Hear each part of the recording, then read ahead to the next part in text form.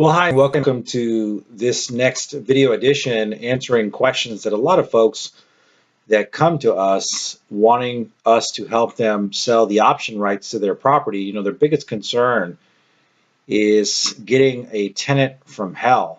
Somebody that, as you see in the quote here, says, hey, Russ, what happens if your tenant buyer destroys my property, becomes a tenant from hell, and becomes somebody that is just destroying all of your hard work and money, and then it's hard to get out of the property, etc. And so what I want to do in this video is just address some of those concerns and go over some of the key differences that make a tenant buyer better than a regular tenant. So, some of the distinct disadvantages of having a regular tenant is they generally have very little skin in the game. So they put a small refundable deposit down, usually equal to the first month's rent. And assuming they take care of the property well, they'll get their deposit back. And if they don't, you as the landlord and homeowner would keep that deposit. But of course, your concern naturally would be, well, hey, if it's a small deposit and they destroy my house, like you see in the picture here, obviously this is an exaggeration, but who knows? Anything's possible, I guess, right? And so what happens if they destroy the property? All you're left with is a small deposit for your security, and it probably won't cover most of the repairs, not to mention any kind of legal fees and evictions, etc.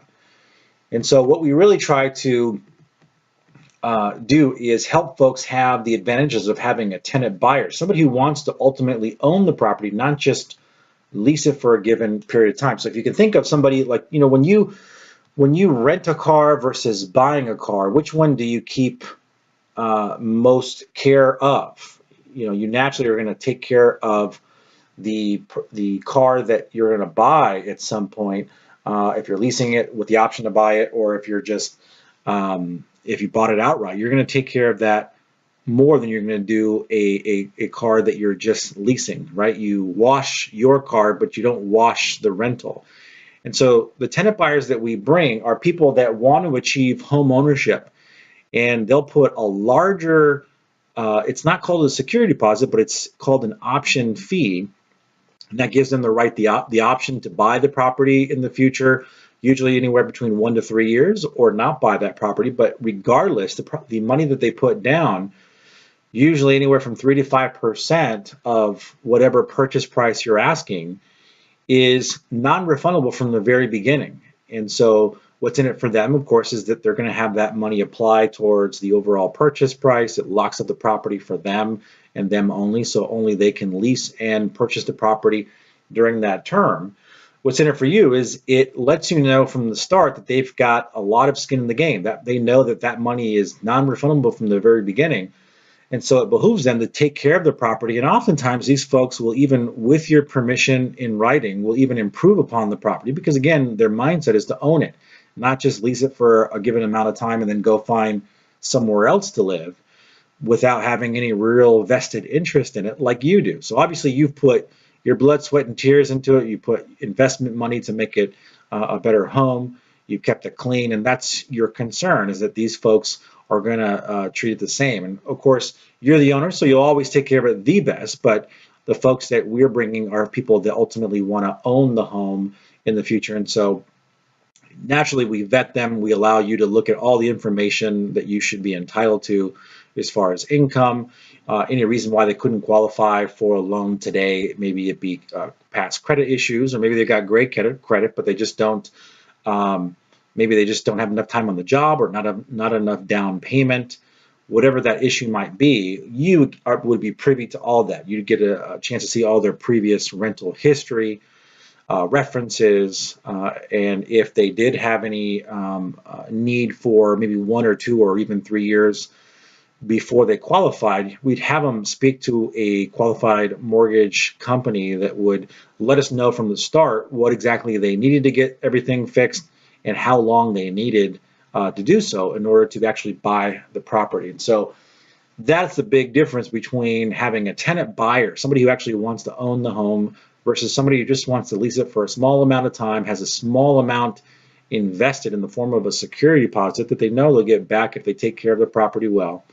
You've got somebody else who we're bringing who's actually giving up all their money non-refundable from the start and ultimately wants to own the home as their own. They're looking to achieve home ownership. So maybe they've had challenges in the past, even up to some kind of a bankruptcy or just some maybe something smaller, just like some collections or something in the past, but they're back on their feet and they can prove it. So we say documentation beats conversation.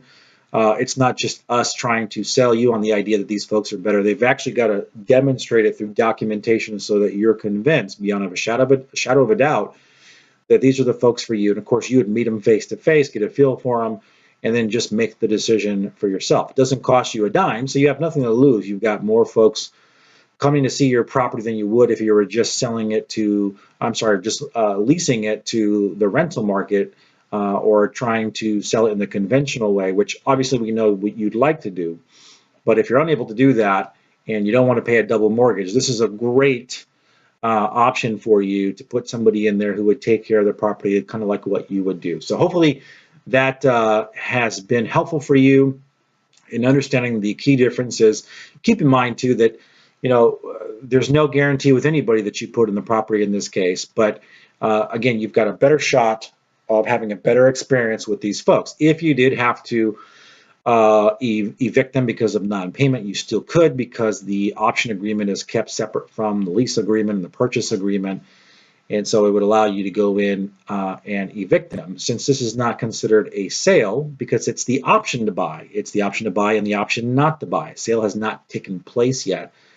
And so it gives you still that freedom, yet you still have 3 to 5% being put down on the property. Of course, we take some of our fee from that, but you've not had to come out of pocket paying 6% commissions to a realtor or a set of realtors to do the exact same thing, and you've saved on some attorney fees. So you're always welcome to have our, the contracts that I draft reviewed by a real estate attorney. In fact, we encourage that. Feel free to speak to an accountant as well. But we really try to be as transparent as possible, give you all the information that anybody would want to have up front, background checks as well, so that way you can make a good and informed decision and feel good about your investment. So I hope you've enjoyed this video.